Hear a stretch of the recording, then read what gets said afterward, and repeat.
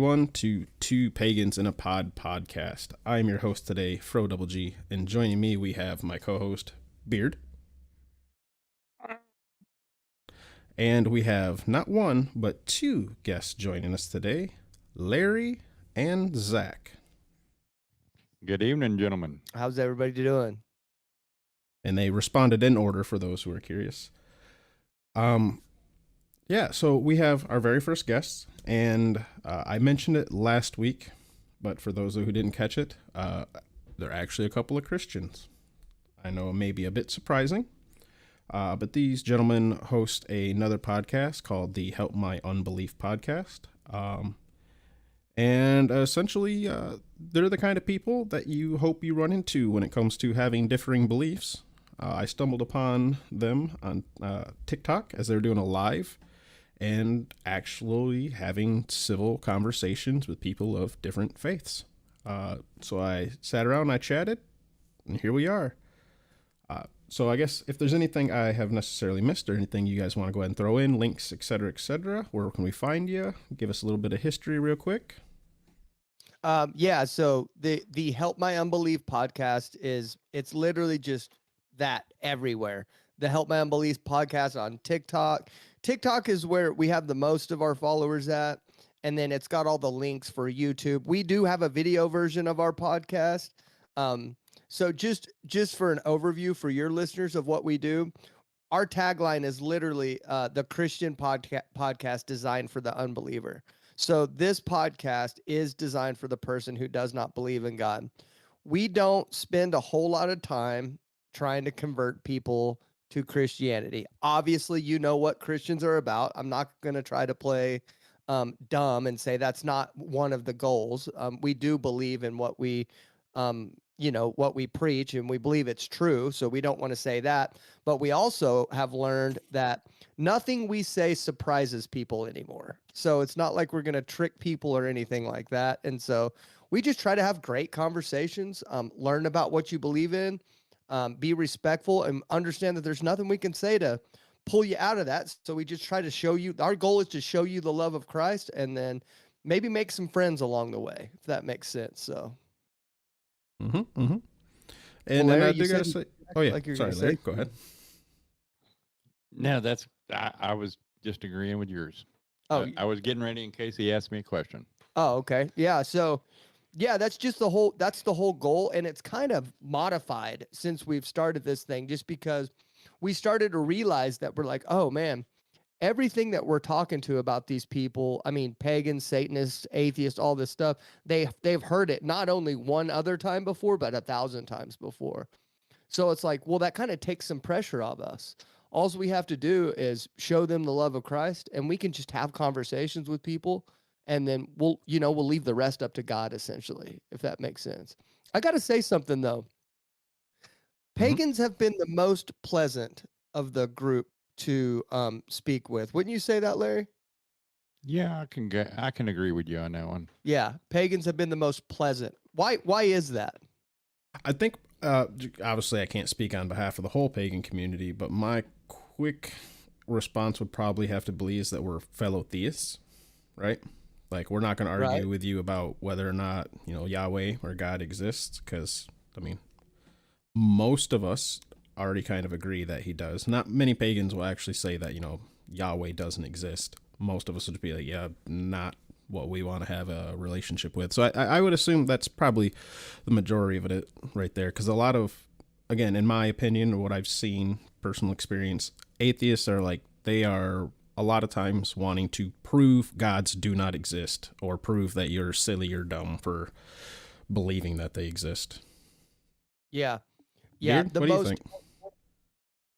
Yeah, I mean, it's right there on the nose. I mean, the only other thing that I think I would add is just, a lot of it varies again from what kind of belief system that particular pagan has, whether they be Norse pagan, Hellenist, Egypt, any number of other things in between. There's kind of that shared core, I don't want to say like moral belief system, but that just kindness, hospitality. I mean, I don't think I've ever met, aside from like the extreme ends of it, like seen or heard or even really talked to another pagan in terms of like not being on the extreme end, who hasn't been pleasant, who hasn't been polite, who hasn't been courteous, who's more than willing to share information, because the goal is for us to educate people and be kind of respected, and being on in one extreme or the other isn't going to solve that goal for us. It's not going to get people to recognize us for what we believe in, when at the end of the day we believe not too differently than most of the core religions out there, in terms of, hey, we want to be nice to everybody, life matters to us, it's an important aspect, we respect life, and we just want to live in peace and harmony with everybody else. And that's kind of the down core of it. Yeah. So what brought you into your particular attitude toward the, I guess we could all say, religion as a question? What do you mean our attitudes towards religion? Because like religion as a whole, obviously, we're theists. No, also. I'm saying what brought y'all into what you're serving versus, I mean, let me try to rephrase this a different way.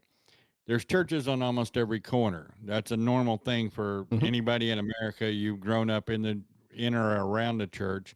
And so where you're stepping out is not in the normal dimension of religion. Would that be a good way of saying it? How'd you find it is what he's asking. How'd you find Norse paganism? That's what he's asking. It found me. I had a spiritual experience. I actually come from a atheistic background. I was a non-believer of gods at all, like did not believe any existed, Yahweh or any pagan gods whatsoever. Then as I became a little older, that was throughout most of my like younger life. Once I got into like young adult, I kind of went a little more agnostic, just because, I'm sure amongst all of us, it makes sense. Some things seem a little too guided in the world. But yeah, then that's just kind of where I sat for a while until I had a spiritual experience that was far from feeling like the Christian God at all. It was hardcore. It felt like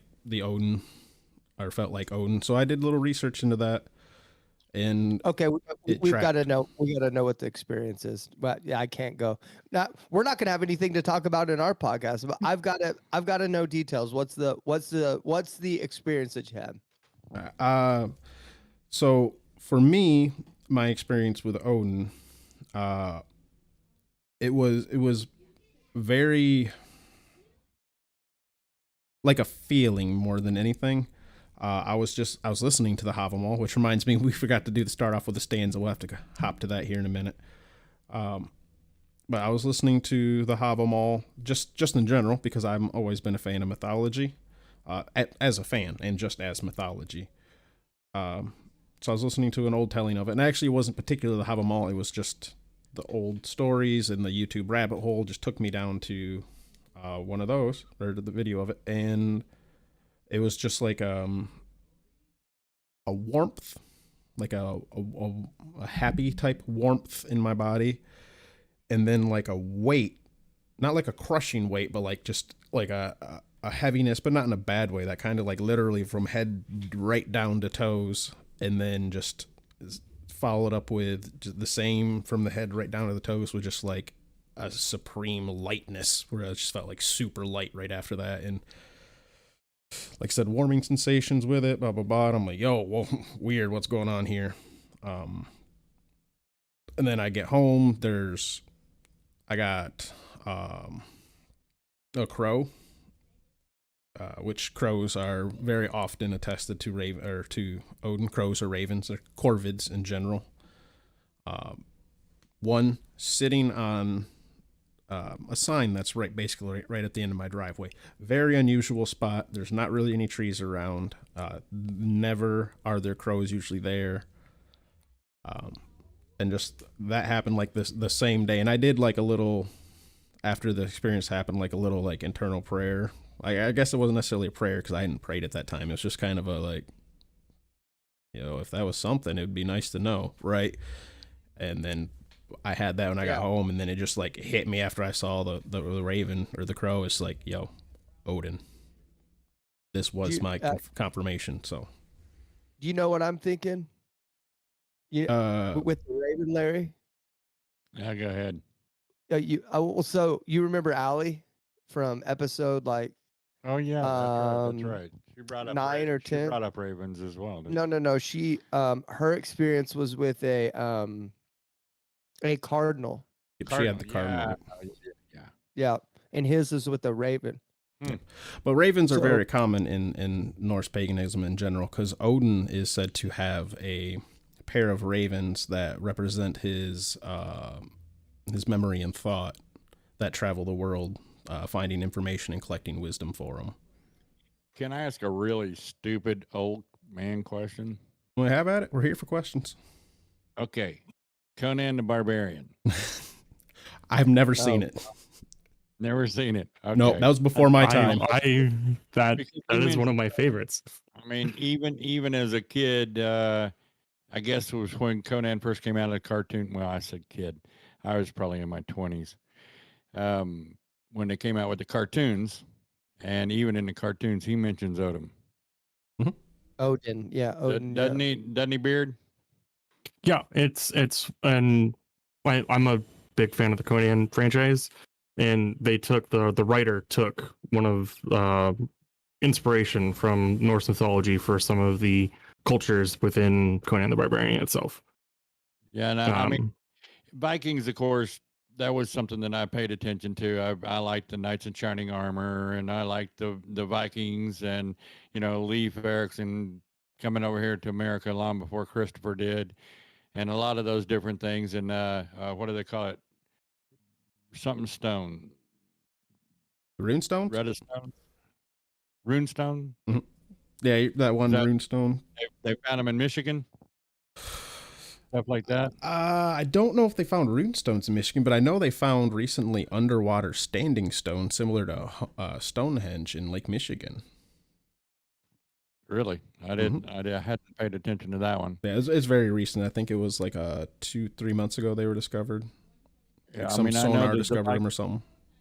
The Vikings came over here, came down, kind of took a trip away from their ships, and there's been proof of finding, their particular writing. I guess it'd be Norse writing on certain stones, and then I guess they ended up going back. I mean, they were quite the seamen. I know that. Mm-hmm. Yep. So Norse paganism is probably the most closely related. If you're trying to associate a group of people with who the Bible was talking about when they say the word pagan, it's probably Norse paganism, wouldn't it be? Incorrect. It would be the Greek pagans, the Hellenists. Yep.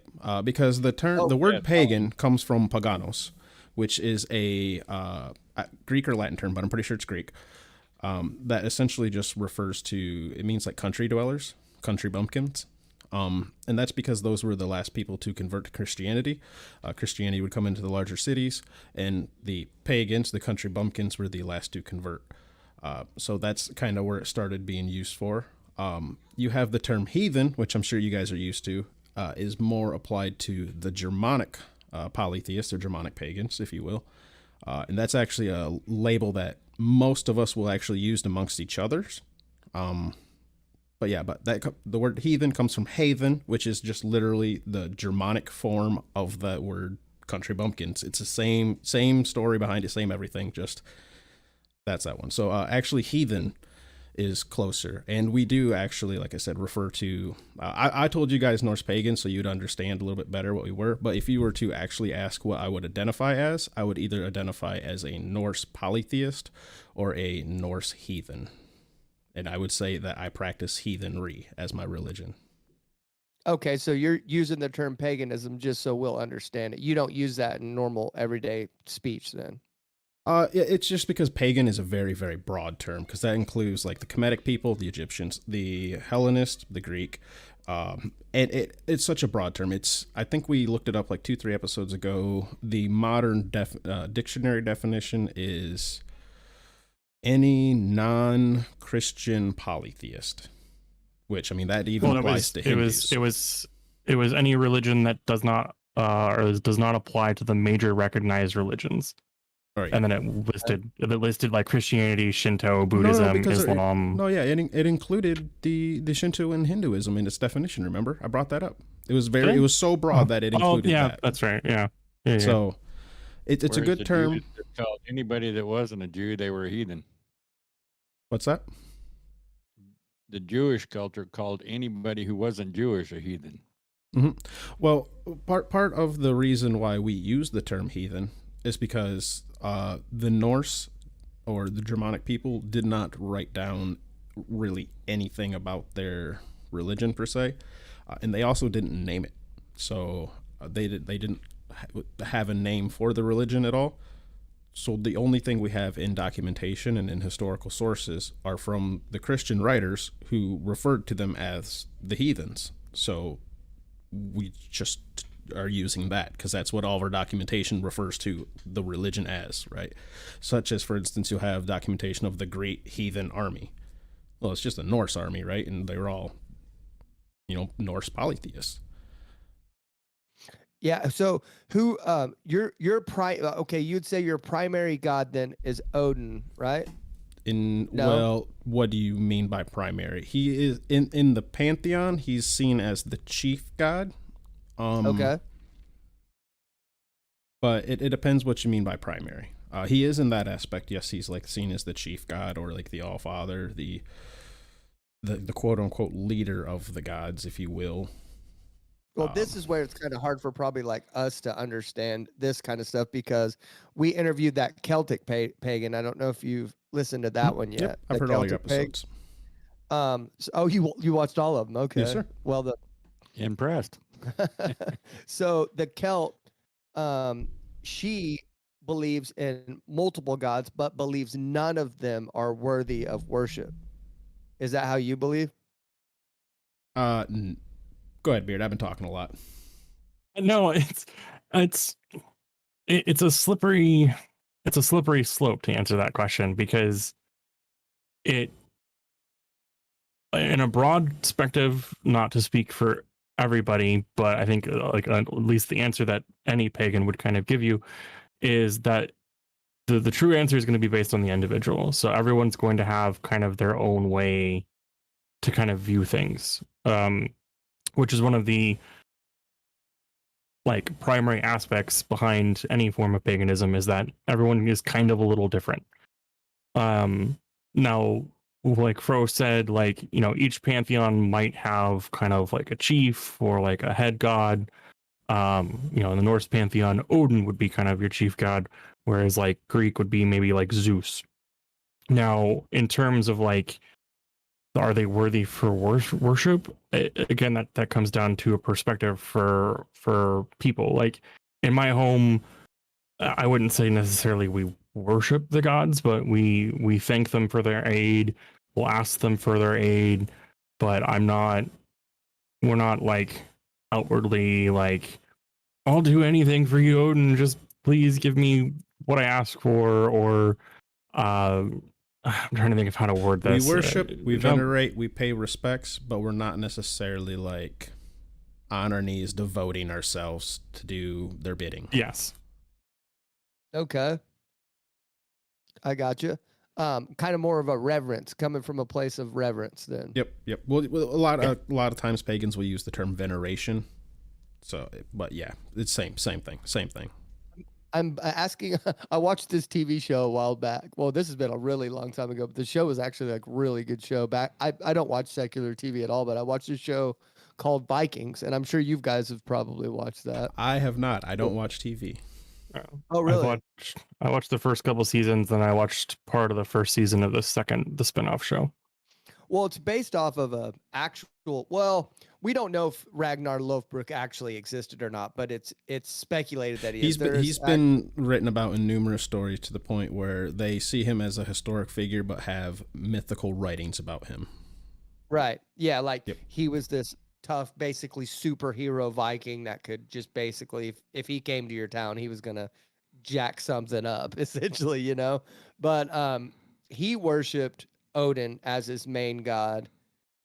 He really only talked about Odin in that show, didn't he? And I think I only that watched show did a terrible job at representing polytheism. It very much so showed most of the Norse people as essentially just monotheists and replaced God with Odin. With occasional mentions of others. Now let me see if I got this right. Mhm. Poly means multiple Yes, sir. gods, and mono meaning one. Yes, sir. Yeah. So I'm a mono. Yes, You're sir. a monotheistic, yes. Okay. Doesn't that make it a little bit difficult to understand who you have to ask for certain things? Like, I mean, I know a little bit about the Hinduism. They have buku gods over just about anything. Even the Native American had several different gods that they chose for a god for different things all the time. And I mean, I would have to say that we're kind of lucky we only have one. Yeah. So a lot of pagans don't ask gods for things. We pay respects and thanks for what we have and have been given. A lot of us don't, like, we just simply don't ask. There's not very often where I'm going to pray for something to happen tomorrow. It's a lot more of thank you for what you did today and what has happened, the protection I've already received. That's when we have the term that we use a lot, gifts given for gifts received. So like when we do an offering, like a lot of times we'll, bread, grains, food, drinks, or whatever are very common offerings. Those are usually for something that's a gift given for one already received. Okay, so I'm gonna explain this to Larry real quick because he may not know this information yet. And Fro, you can correct me if I say anything wrong here, but this is what I'm gathering, right? So I know this is hard for you to wrap your head around because you were raised Christian, right? And so you're raised around all this stuff, and paganism is probably relatively new to you, right? As well as me. Well, no, not new, because it was in the history books. Yeah. Back in the day when they actually taught you history in elementary school. Yeah, but Fro. So now we remember we had agnostic Zach on the show, right? No, I'm sorry. No. We had Weirdo Police. Do you remember Weirdo Police? Yeah.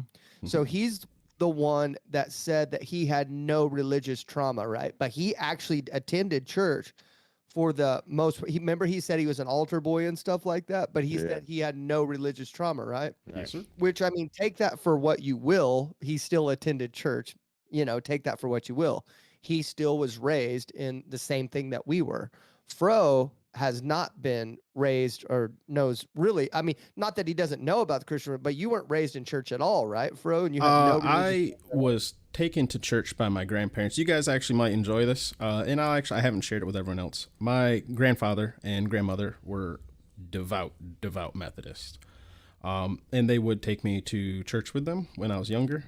But about the time I got baptized and stopped going down to Sunday school and doing all the coloring is when I stopped going. So yeah, it was a little young when I stopped attending. I did technically get baptized, although I have no clue what any of that meant at the time. But a good story you guys might enjoy. My grandfather, like I said, was devout Christian, actually died at a hospital for, I want to say it was about 10 minutes and came back to life. Like he just came back to life. Yeah. And he attributed it to Jesus, saying Jesus is the one who brought him back. So I was raised around very religious people and very devout people. Yeah. How does just that not I affect wasn't. you with that story? Well, how it just doesn't. I see nothing negative with it. All right. So Like, beard, like, beard, not to be like mean or like to say it's an arbitrary story, because like obviously like it means a lot in my family. I wasn't alive during that time, so I am taking a little bit of face value, right? But I don't necessarily think my family would lie about that shit either, so I do trust them. But even with that, I don't see that as necessarily a reason to, like, I don't see it as a reason to disbelieve. That's why part of the reason I have no problem with Christians and ones that like claim to have spiritual experiences. Like, I can see why, I can believe it. But I also don't feel compelled that compels me to necessarily worship Jesus or come, worship God. Especially since even through all that, me personally, zero interaction, zero response, never answered a prayer, none of that. Just nothing. But then I do get responses from, well, I mean, I got my first experience without even intentionally, like through Odin, right? And then I did have a spiritual experience with Hel, the matron, the caretaker of the dead. And that one was like super powerful and like in a good way, like very, very, I guess powerful, like spiritual experience. And it's just been crickets from Yahweh or Jesus. Gotcha. Beard, have you had any spiritual experiences? Yes, I've had my fair share. I don't know if Fro made context of this or we made context at any point. Fro, and correct me if I'm wrong, Fro has been on his journey with Norse paganism for about a year, if I remember correctly, Fro. Yes, sir. Over a year. I've been on my path for 15 years, so I have. I've been at this for a little while. I hate to interrupt you, but Beard mentioned earlier about how you two are essentially like us, just like the Christian versions. And I'm like, yeah, honestly, this is pretty spot on, because you got the talker and the one who's not as much of a talker, but when they get going, they're on a rant. Like, hey, you got the newer guy. What's that? Who's the talker? Oh, that's you and I. That's you and I. Come on now. Come on now. We got the two quiet ones with their notepads, Yeah. Yep, there you go. I'll tell you this though. The reason why Larry is a huge talker outside of that podcast though, right? Mm-hmm. It's just it's a weird dynamic when you have two hosts and a guest. It's a weird dynamic of who's going to conduct the flow of the show and then who's going to talk. Well, this next episode that came out though, guys, Larry really took the reins on this one because it was a guy that, so I don't know if you've heard of preterism. No, but it sounds terrible. I'm going to just say that right now. Okay. Well, a lot of people, the show, it comes out tomorrow morning at 9:00 a.m. Central. So that'll be yesterday for our listeners, if you guys want to check it out. Oh, nice. Okay. So preterism is, this guy believed that the entire book of Revelation has already been fulfilled and that we are living in the new kingdom right now. And Larry, that did not sound well with me. Whoa, that sounds so much better than where I was going with preterism, because I was thinking predator of the child variety, and I was like, I'm disagreeing. No. Preterism. Pre. Got it. Gotta love Discord. Couldn't quite catch the subtlety there. Yeah, preterist. So he believes that Jesus has already came back for his church. Christianity ended in 70 AD, and that it's just over, and we're living in the new kingdom right now. And it just did not sit well with Larry, and Larry really just took over the last episode. So I think you'll like that one. Yo, that's a hot take.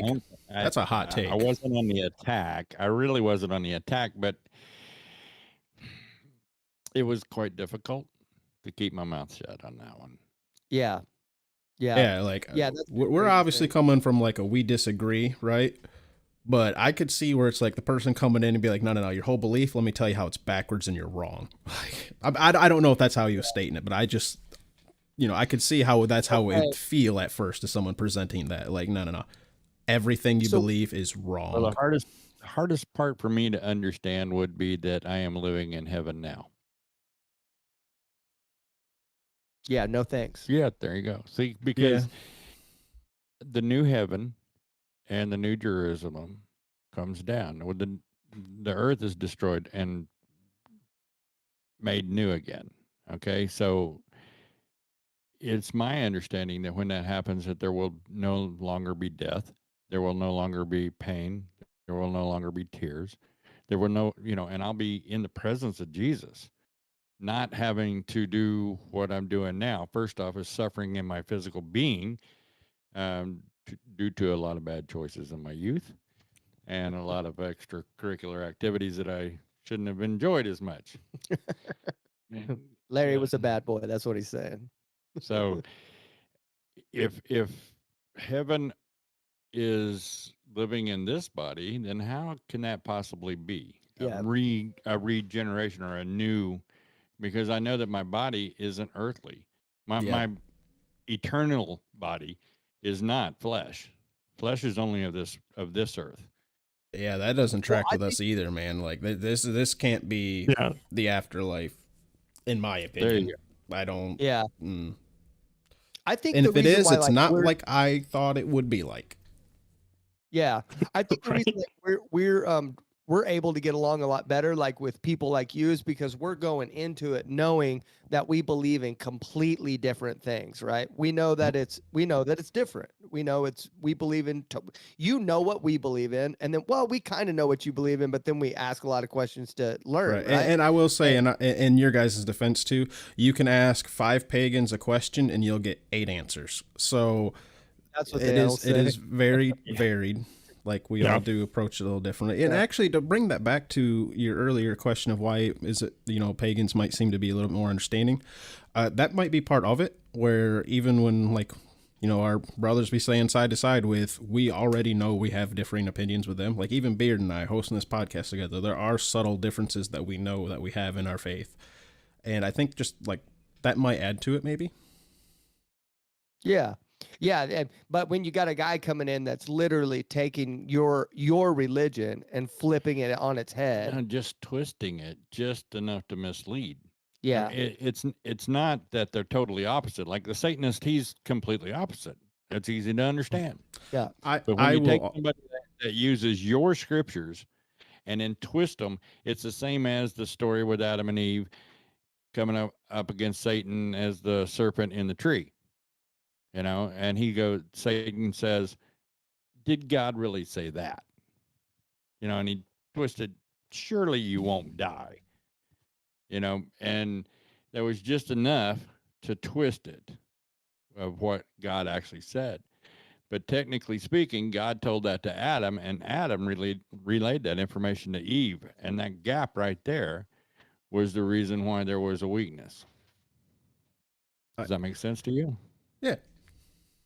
Now, I got another question, because I did, when we talked to a couple of them, I did kind of do a little bit of research. How did the regeneration of the Norse religion come back about? In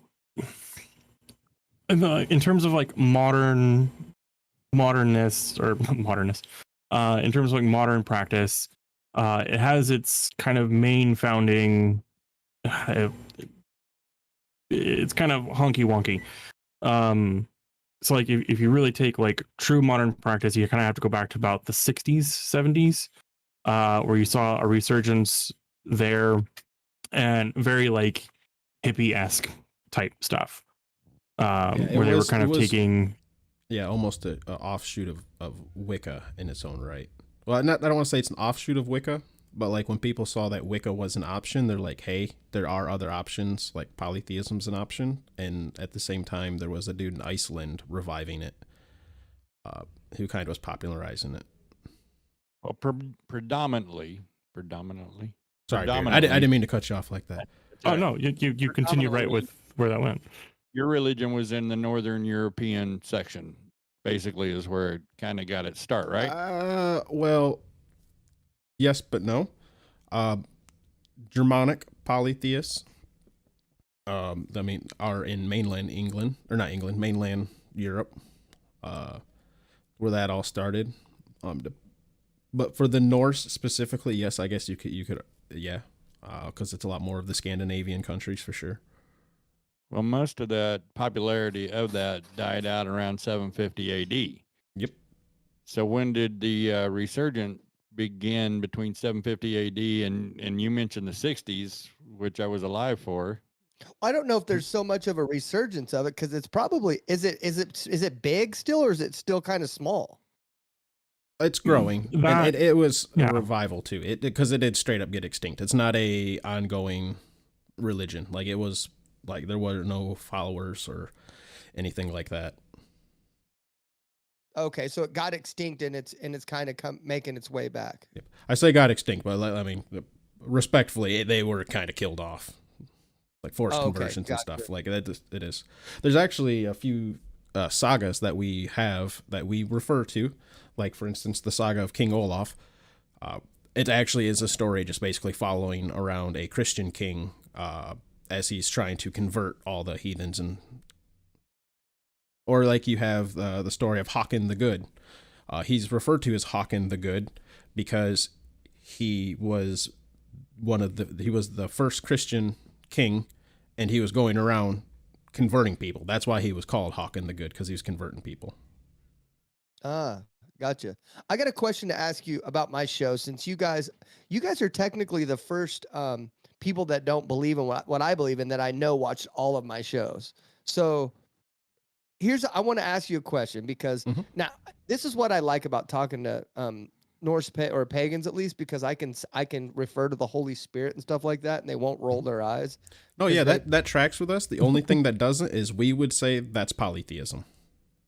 That's it, because we because you believe the Trinity is polytheism. I understand. Yep. But otherwise, like we follow the concept, it tracks with us. Otherwise, like I have no problems with the Holy Spirit existing. So what I will say is whenever I started, whenever the Holy Spirit directed me to start this podcast, he literally said I want you to create this podcast designed for the unbeliever, And so I was like, okay, so I'm in Christian media, there's literally this hole there. Everything in Christian media is designed for a person that already believes in God, right? Correct. Yes, sir. And I was like, okay, so I'm going to create a Christian podcast designed for an unbeliever. And so my goal is to make unbelievers as comfortable as believers on my platform. Do you think we're achieving that goal? I think wholeheartedly that you guys are doing a great job. I was planning on thanking you guys when I come onto your show. I will do it again so your viewers can hear it. But no, I think you guys are doing a great job. I mean, obviously, anyone who's coming on to a Christian podcast, you say it right there that it is a Christian podcast. Obviously, there's going to be a little bit of bias. I don't mean that negatively, but like there is some bias in it, right? Obviously, you already stated that you hope everyone comes and sees Jesus and the love of Jesus. And I think that's to be expected. Let's be real. But you guys listen. And honestly, like, that right there is something that, like, there's so many of us, like Beard and I, we're not looking to convert either of you. Like, we have zero intents of converting, like, nor do we think it's even a possibility. We don't think any of your listeners are going to convert. None of that. We don't have any of that at all. And a lot of pagans just simply want to be able to state how we disagree or where we disagree and be able to have you tell us back and have an actual conversation. Like that's so many of us just want to be able to have the conversation, or just to be able to disagree without getting immediate backlash or dogpiled on or belittled, berated, demonized, literally, all that other things, right? We just want to be able to, like, hey, we disagree. Yeah. And you guys do a great job of doing that and listening back. And not only like do you listen, but you are actually listening. Like, for instance, I know Larry, when they had, I forget which one of the pagans was on, but it was the one that had the non-binary husband. Larry, you picked up on how they said their spouse like 2 or 3 times. And later on, when it circled back like 5-10 minutes later, you actually were able to correct Kyle. She said spouse, she didn't actually say husband, right? And like that's listening. You wouldn't have got that if you weren't actually listening, right? Yeah. He actually does listen. And here's the thing. So when I started this, I started diving into Christian apologetics. Do you know what Christian apologetics is? Oh, yes. I've dove into quite a bit of it. So I started diving into Christian apologetics, and then I'm reading through these books, and I'm starting to approach this podcast from a place of Christian apologetics. And I go, God, I get about halfway through this book. I said, God, this isn't me. This isn't me. I don't want to do it this way. And he said, I want you to do it Zach's way. Well, Zach's way is passive. Like you said, we want to listen.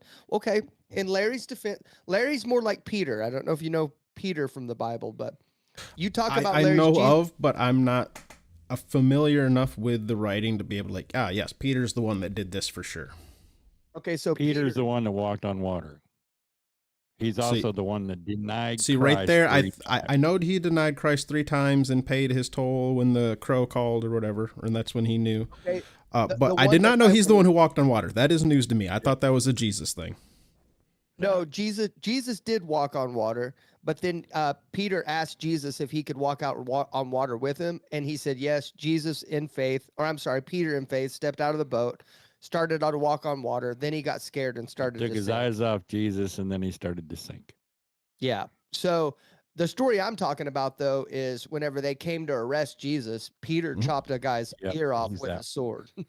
And so, and that's how I like to think of Larry, because whenever God told me that he wanted Larry to be the co-host on this show, I didn't know Larry from Adam. I just approached him and said, hey, God told me to start a podcast with you. And Larry's like, podcast? What is that? And I'm like, Larry literally didn't know what this was, man. Larry was happy in his own little world, and you know what? He went and prayed. I approached him about it about 3 times. And on the 3rd time I approached him about it, I was going to give up and move on to somebody else. But he was in after the 3rd time. But anyway, Larry loves Jesus. Bottom line. That's just how he is.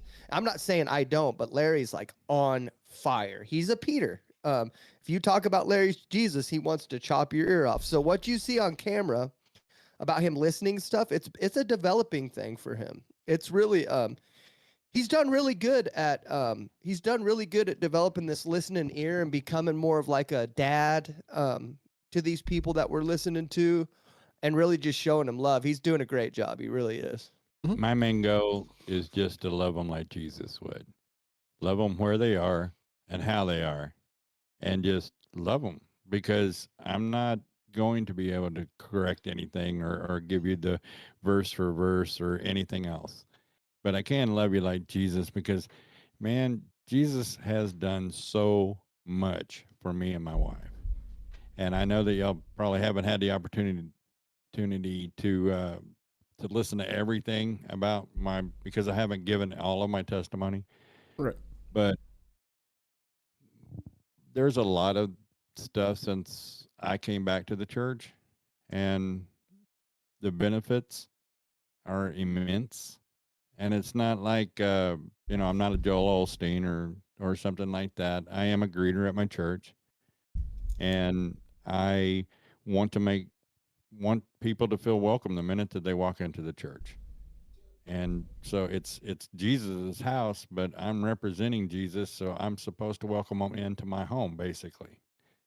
And if you had somebody show up at your front door, you would invite them in with a smile. You would offer them a place to sit. You would listen to their conversation. And when it was time to leave, you would walk them to the door and tell them, thank you for coming. We have to do that at church as well. And that's a very important part of my attitude, even in public around other people. I'll pray for people at Walmart. There's hurting people everywhere.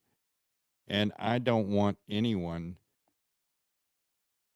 to walk by me and say, man, I don't know anything about Jesus. If Todd White caught my attention, if you've ever looked up Todd White, he did everything. And now he's a minister. He's got dreads down, longer than y'all guys' beards. Like massive. He does not look like he'd be a preacher at all.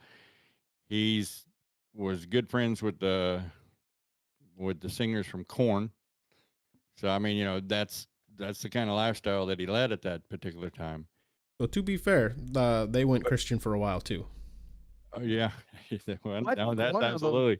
I think one of them is The a Christian. drummer right? is now, yeah. But the thing is that he said, I know I walked past Christians, but nobody told me that Jesus loved him. Nobody. And Yeah. so I don't want that. I don't want to know that I was supposed to be the one witness to somebody about Jesus and I didn't. And it wells up in me when I'm around people. I mean, but saying, No, yeah, I hey, think if you Jesus loves guys, you is not always the right way to do it. no, Yeah. I think if you guys start tallying up some of the issues that people have with Christians on your podcast, the amount of times you hear people who don't act like Jesus yet preach about how everyone else needs to, that will probably come up quite a few times. I'm not gonna lie, because I Yeah. do know that is a complaint many have. Yeah.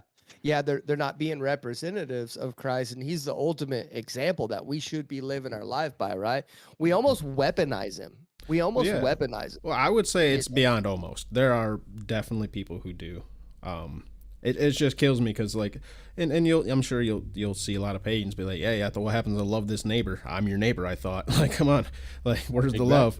And You're I'm my sure you guys neighbor, have probably you're heard the my term "there is no hate like Christian love," Oh yeah, which yeah, is all the time. very common on TikTok. Even Gandhi said Christianity's great if you could get rid of the Christians. Oh yeah. Or I love that. What is it? I love that Jesus, or I love your Jesus, but not your Christians, or something like that. Yep. Yeah, he had another one. Something like- Yeah, because he I had bet- a few of them. Did But you know see, my big, I think that love is an action. Okay, it's an action verb. It's an action that we need to emanate. And when I'm out in public, I shouldn't have to tell you Jesus loves you. Everything about me should say that dude's different. I Yep. don't know what it is about him. And then when they ask, I tell them, you're my neighbor and I'm supposed to love you. I'm supposed to love you more than I love me. That's the truth of it. Love God and love you. That's the two main things that Jesus told us to do. Mm-hmm. Yep. I can't do that if I'm judging you. Yep. Because if you knew everything about me, you would say, well, yeah, dude, you've got a lot of skeletons in your closet. Well, yeah, and they use Jesus to gain the world, right? But whenever Jesus says that you lose the world to gain me, that's what he says. And so like it's not about possessions, it's about like I had a guy message me, he's an agnostic, I'm sorry. He messaged me the other day and he's been in my Bible studies and he was like, I'm not sitting here saying I believe in God right now, but he was like, I can tell this is costing you something. By you doing this is costing you something that you're not gaining from this. And I said, no. Well, no, maybe spiritually I'm storing up my blessings in heaven, maybe, but like here on earth, no, this is costing me something. Yeah. And he said that fact that it's costing me something is making him believe a little bit more. Because how are you supposed to believe Joel Osteen or these pastors that have $20 million? It's like, Well, of course you're going to, praise God. Well, I definitely agree. I would find it actually hard to follow them. I could understand why they praise God and they get all these people giving them money. Yep. But I also would have to kind of disagree with you. Giving up unnecessarily, and I would find it unnecessarily. For religion, does find a little odd in paganism. But again, it's because we also it's are more unnecessarily. about basically being the best you can, being the best person you can, so you can be the best provider you can, so you can be the best community member you can, so you can be. A lot of it is, I mean, in a way, it is a lot of like self-improvement, self-love stuff, and it is like a lot of like about yourself, but to then turn around to be able to share to others, essentially. Are y'all in the same brotherhood? We actually live in different states. They don't even know what you mean by that. It looked like. Yeah, Well, brotherhood like, isn't Well, necessarily a term. It was We use more the term either kindred or we'll just use the term group as well. There's another term I feel like I'm forgetting here, Beard. What am I mean, if you were talking like witches, it'd be coven. Yeah, witches. Same would with be Wicca, covens. Wiccan. Yep, or coves. Yeah, or yeah, Do you, cove. do you guys Circles. practice witchcraft? Well, divination's witchcraft, right? Technically. Yeah. And I know Beard dabbles in doing rune pulls here or there. What's that? Ignore If you're familiar with that, tarot but cards, Yes. it's the same thing as tarot cards, but using rune stones instead. Oh, okay. So it's kind So of like what the Native Americans did with the bones and stuff on the drum head. Yeah, that was more like casting more or less, lots. yeah. It's all just divination, right? So I like cowboys and Indians, so I watch a lot of that. And you Fro, no, you don't. What's divination? divination is trying to get information about something that might happen. Basically, getting some information for the future somehow, in some way, shape, or form. For instance, Groundhog Day is actually witchcraft and divination. Trying to see whether or not there's going to be 6 more weeks of winter using an animal to get this extra information on whether or not he sees a shadow is divination. I totally never understood the groundhog thing anyway. Wow. That actually comes from a old folklore tale of I don't remember the country that its origins from, but I want to say it's Dutch. Don't quote me on that one. But so it was basically like this old lady of the forest would go out and basically go collect firewood for the winter. If she, what was it? She'd go out and collect firewood, and if she saw her shadow, she would go out, and if she saw her shadow, she knows she'd have to collect more firewood for the winter, or something along that lines. But it just got co-opted and slowly morphed into we use the groundhog now. Well, my grandfather used persimmons. He would cut the seed open on a cinnamon or a persimmon, and if it was a spoon, then spring was coming, and if it was a fork, then there was going to be more winter. I don't know where it came from. I'm just telling you what they showed me. Well, now probably because global warming, we just don't even really have seasons anymore. That's fair. Groundhog's like, no, I'm just hitting the snooze. You guys know the answer. Come on. Groundhog's like, it's gonna be spur winter tomorrow. It's gonna be spur winter. Yeah, but so I don't personally practice witchcraft, although I guess you could argue some rituals, right? Because I do them with intent. Some people would argue that they might emulate some witchcraft or look like it. But I'm not necessarily looking to do any spells. I did buy some tarot cards the other day, just to kind of have and to start looking into them. But I'm not necessarily too much into the magic stuff. But I've actually brought this up on the podcast. I believe a lot of it's just spicy psychology. But I have no problem with that, right? Yeah. Okay. Yeah.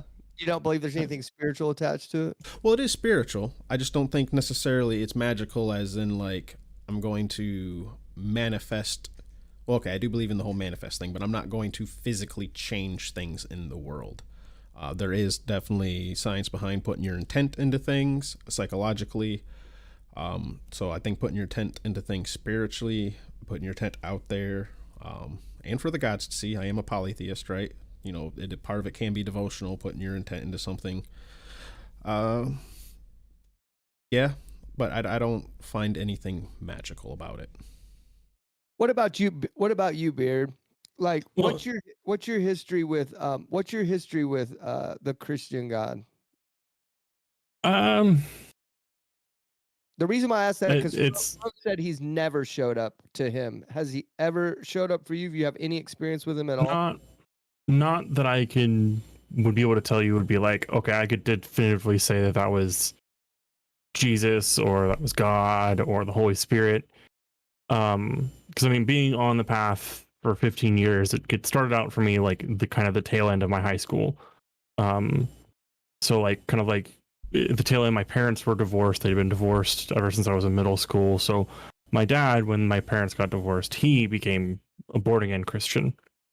And he was very, very like, when you're over here for the summer, so every Sunday we're going to church or you're not going to eat type thing. He has since apologized to me for that, for doing that to me. Because like my dad still being a Christian to this day, him and I have conversations here and there all the time. Like anytime we're getting caught up, and he recently remarried for the third time to a Chinese woman, and she has a lot of, even though she's Christian, she has brought a lot of kind of the Chinese culture and the Chinese beliefs that kind of coincide with it. So he's learned a lot more about, you know, religions outside the box.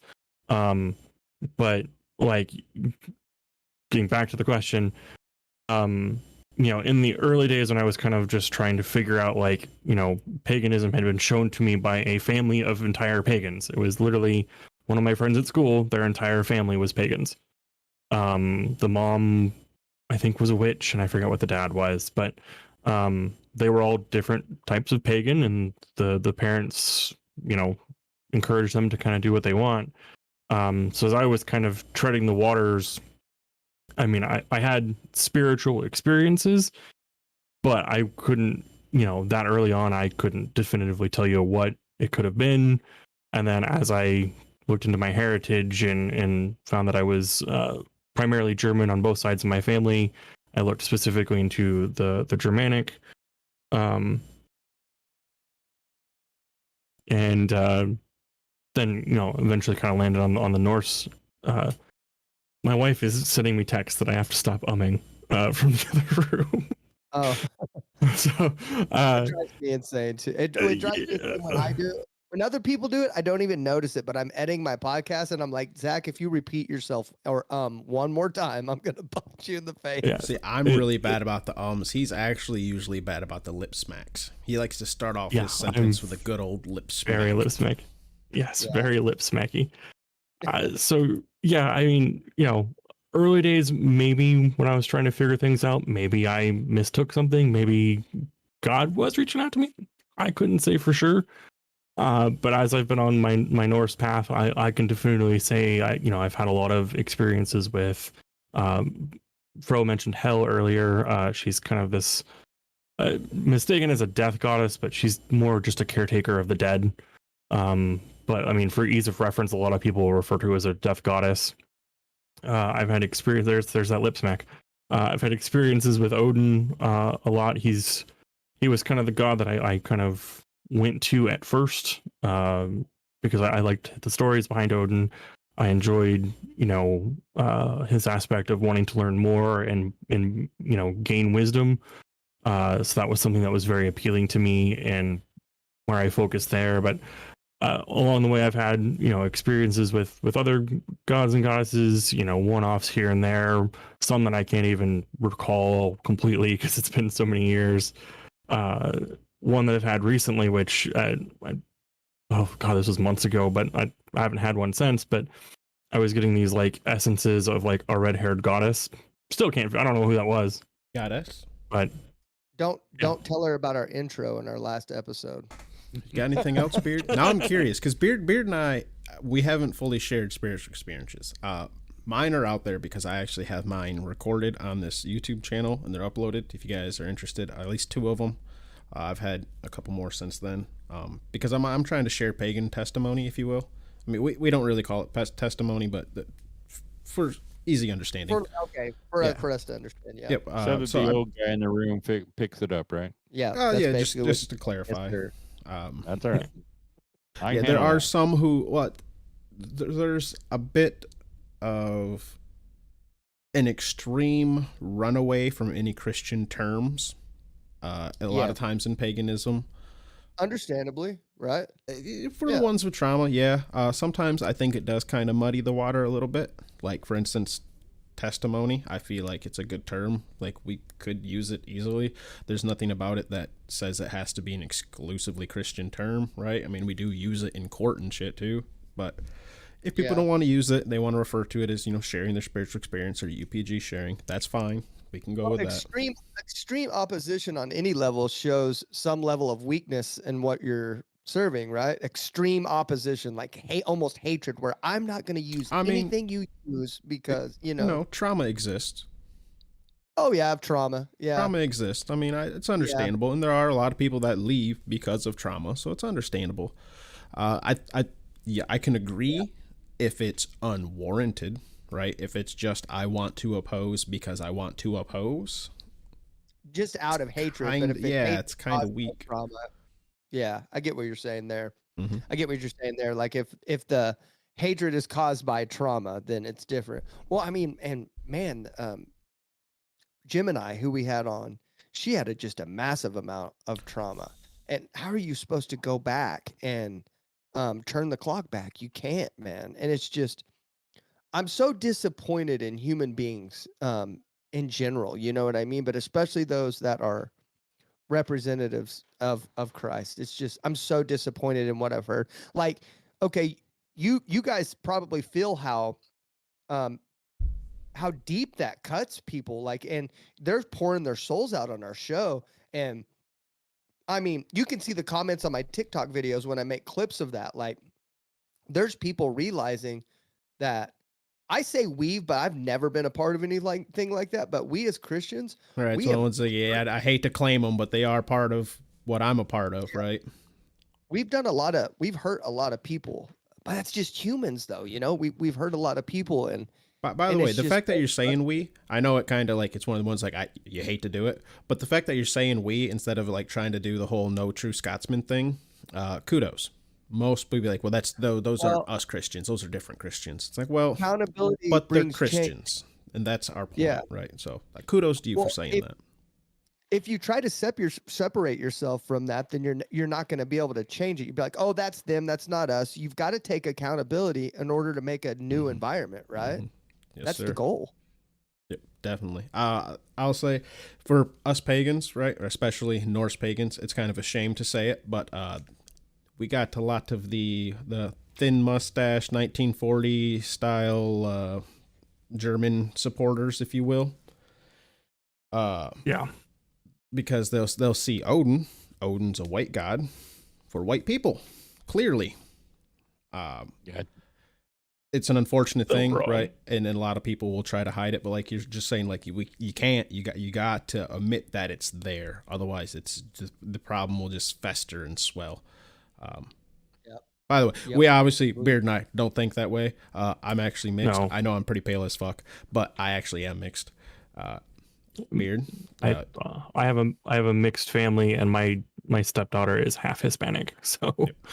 I mean, I haven't had any direct experiences, but I know over the years between my appearance and my tattoos and the fact that I got a little thin up here really early, so I've had to shave my head for quite some time. What do you know? You look like a skinhead. Right. So I've gotten many of that. And I mean, I've ranted about, if you go back and watch some of our episodes or listen to some of our episodes, I've ranted about it a couple times. I mean, yeah, we specifically as Norse pagans, heathen, whichever term you want to use, not only do we have to battle with that just amongst ourselves with those groups, which do make up a small majority, but they are the most loudest vocal minority and the most common one you will see. Small majority, by the way. Small majority. Well, small minority. Small minority. Yes. Sorry. Okay. It matters. It's one of the ones where the word matters. It does. But because they're so vocal, a lot of people will dismiss or just instantly see us with, simply by wearing my hammer on my neck, I'm instantly pegged that way. Just because I have tattoos of runes on my arm, I'm instantly pegged that way. Because my head is shaved, I'm instantly pegged that way. Be it by other pagans, be it by specifically other Norse pagans, or just by somebody on the street.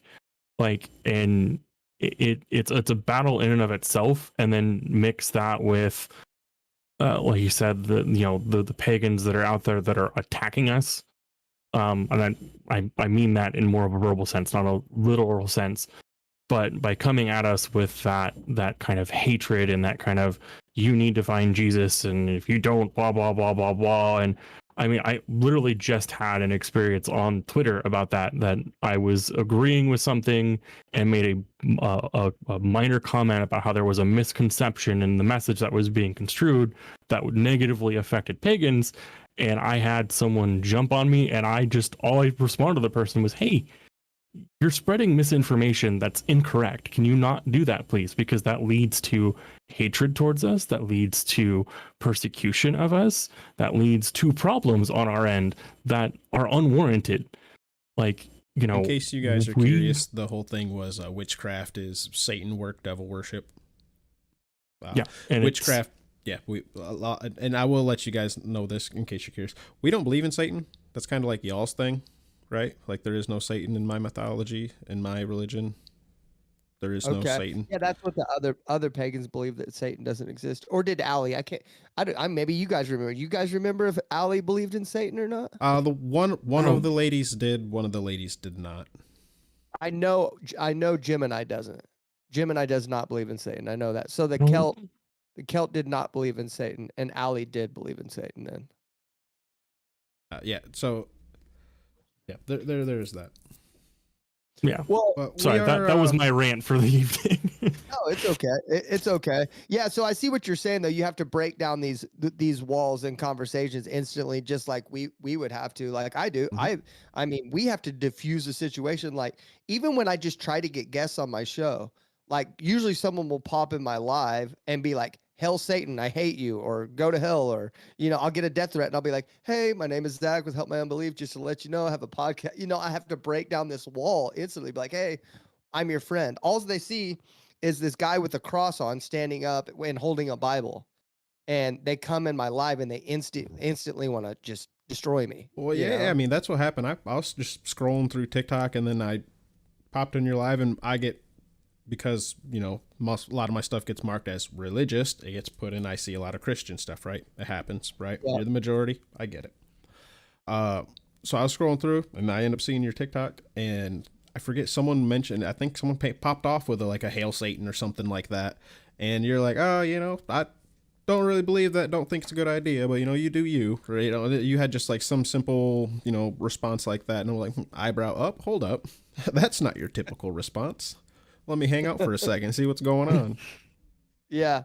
Well, that's how I try to conduct myself. I mean, I'd be lying if I say it didn't used to bother me. I felt like I was being personally attacked, but it's almost like that old Chinese proverb where there's this guy in this boat, right? And then he's heading towards this other boat and he's about to collide with this other boat. And he's screaming and yelling at this boat. He's like, "Move, you stupid idiot. You better move." And then they end up colliding. And then there was no one in the other boat, right?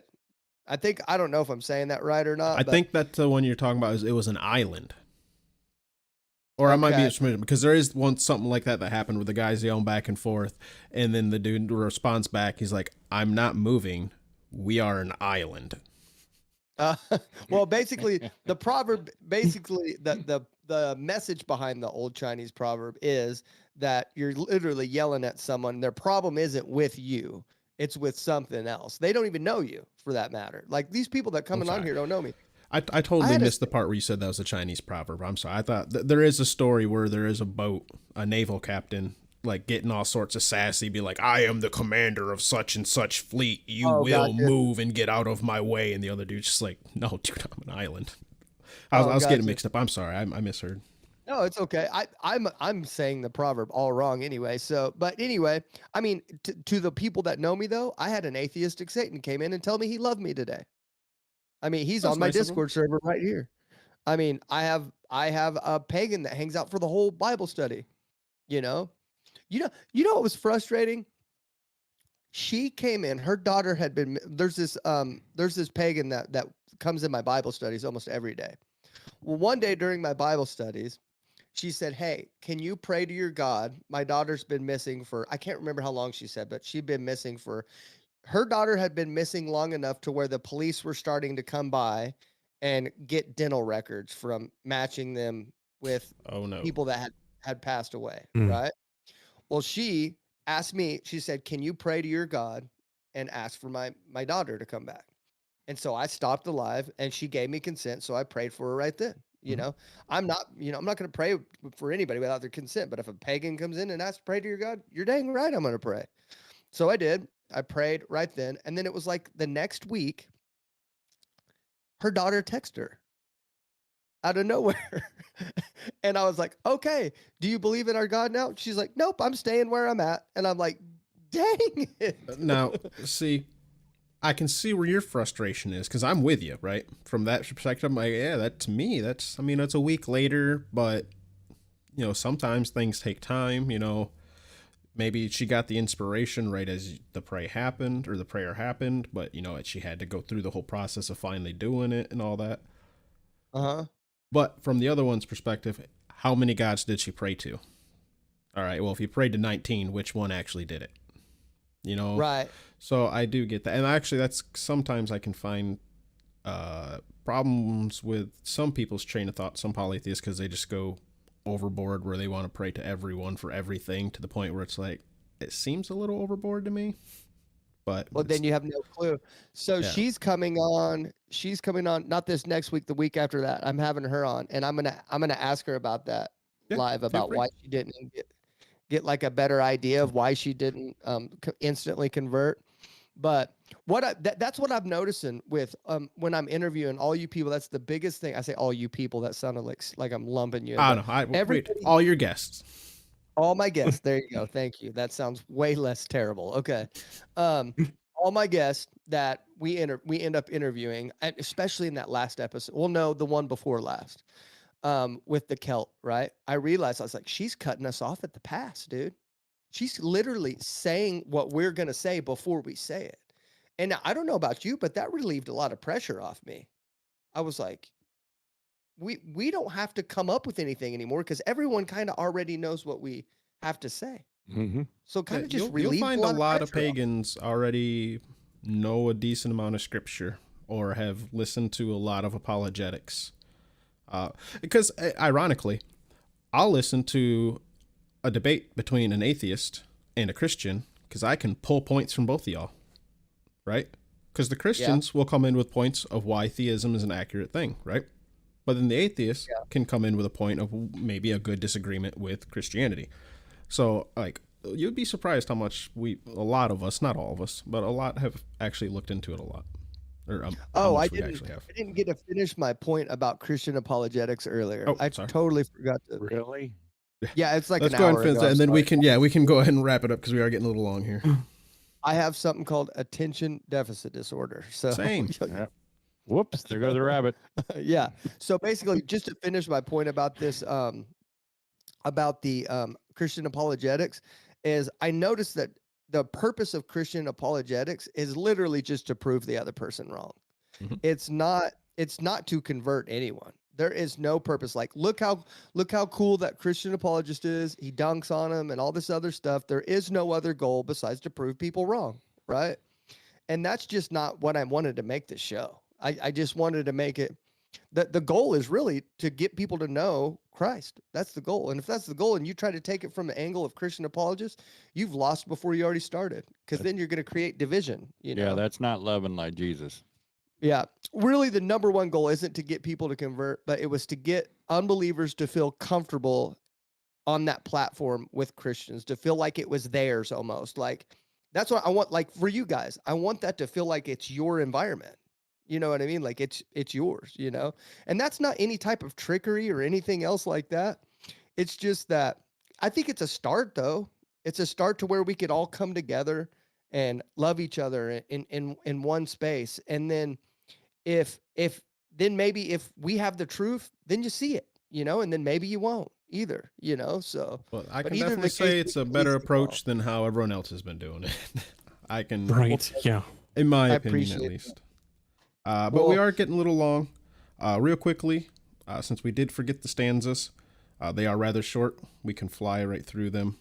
And then we'll get to the outros. You guys can go ahead and let us know where we can find you.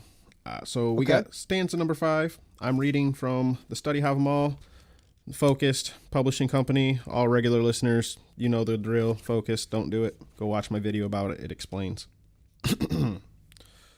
He hath need of his wits who wanders wide. Aught simple will serve at home. But a gazing stock is the fool who sits mid the wise and nothing knows. That is the Bray translation. Next we have the Thorpe. Wit is needful to him who travels far. At home all is easy. A laughing stock is he who knows nothing. With the instructed sits. And last, Bellows. Wits must he have who wanders wide, but all is easy at home. At the witless man the wise shall wink, when amongst wise men he sits. Oh, when amongst such men he sits, sorry. And Beard? And of course, coming out of the translated Poetic Edda from Lee M. Hollander, stanza number 5. Of his wit hath need who widely fareth. A dull wit will do at home. A laughing stock he who lacketh words among smart wits when he sits. And our quick little thoughts on that. First, I really like I'm not going to lie, I like the Crawford version of this one. You need wits to go out in the world. Like, you go out in the world to get them. You will think you're smart if you're sitting at home, because you don't need wits at home. Right? Yeah. I mean, that's it. That's the basics of it. If you don't know what you're talking about, or you don't know and have the wits about you to know, when you leave your house, you're gonna get laughed at. Oh, and the last part in the Jackson one, I like the wording of that, where he says, fool, or what is it? A fool who talks a lot, or so you will know you're a fool if you talk a lot and know nothing when you speak amongst the wise, or something along that lines. I don't know his translation. Isn't that a different stanza though? Oh, is that? Oh, it was a different stanza. I'm sorry. I'm pretty sure I'm that's trying to remember stanza. another translation of the 5th one. Anyways, I like this one. It's a good one. It is a good one. Again, for our guest here, it's like the Book of Proverbs, and that's just like one excerpt or one line out of it, a paragraph. That's what it sounds like. I was like, it sounds like Proverbs. Yep. In this particular, it's at the start of it, it starts off with basically guests, how to treat your guests. In this, and then it slowly transitioned to like how to go about in the world and be a guest, and then just general life tips from there. But we're at an hour and 15-minute recording time. Why don't you guys let us know once again where you're from and where we can find you before we wrap up here? Okay, so we are literally the Help My Unbelief network. And we're the Help My Unbelief podcast. I don't even really call myself Zach. Whenever I go into lives, everyone says, Help My Unbelief's here, so that's literally it. Help My Unbelief. The Help My Unbelief podcast is literally on YouTube. We have a video version, and then we're on literally every other audio only platform that you can think of. We're recently got on Pandora, Stitcher. I mean, Apple, Spotify, all that stuff. The easiest way to find me would be to go to my TikTok and go to my Linktree, and it's got literally everywhere where you could listen to it there. We will have that Linktree in the description. This thank is a you, man. platform with the description. Thank you so much, man. I appreciate that. And I'm excited to have you on, Fro. Also, Beard, you're also welcome on that same day if you'd like as well. But I'm excited to have you guys on the 15th. So, and which for all your listeners, that episode won't come out on the 15th of March whenever we have these guys on. It'll come out the following Tuesday after the 15th. So whatever day that is. I don't do math. If you've got Yeah, it, I'll have to. Well, this is February. It'll be on the 21st because March should shadow February. Oh, it does shadow February. It sure does. Right. Yep. So yeah, So if we're 21st. If we're doing the taping on the 15th, and it's going to come out on the 21st of March. Yep. Fro, your episode will come out on the 21st at 9 a.m. Central Time. Nice. So Also, I'm Larry, excited. I am 32 years old, almost 33. And it's just now my realizing that February matches March every year, except for every 4. You just blew my mind, bud. I just never thought of that. It's an old age thing. It is. Beard, how old are you? I am going to be 34 in a couple months. Oh my goodness. But I grew up with nothing but, because my family was military, so I didn't grow up with anything in the 90s. I grew up with everything from the 60s, 70s, and 80s. Gotcha. Well, I'm 60. So And I was having children in the 80s. You're He actually waddles younger like than my England dad. if he I went am up the to school. youngest. My dad had me when he was, about my age. So Well, I'm older than both of you guys, so I guess I can't sit here and say I'm like young. Yeah, like days. But I don't waddle like a penguin like Larry does either, though. That's the thing. He's gonna beat me up. He's also 6'4", so I got to be careful what I say about him. Well, I did tell you that, I've done a lot of damage to my body. Yeah. Now it's Doing what I time to did. damage yours. I joke about him, but I love Larry. You guys know that. Okay. I certainly appreciated y'all having us on. Yeah. And thank you very much. I don't know what the weather's like there, but I hope you're enjoying it. We live in the North, man. It's cold and dreary. Yeah, it's very cold.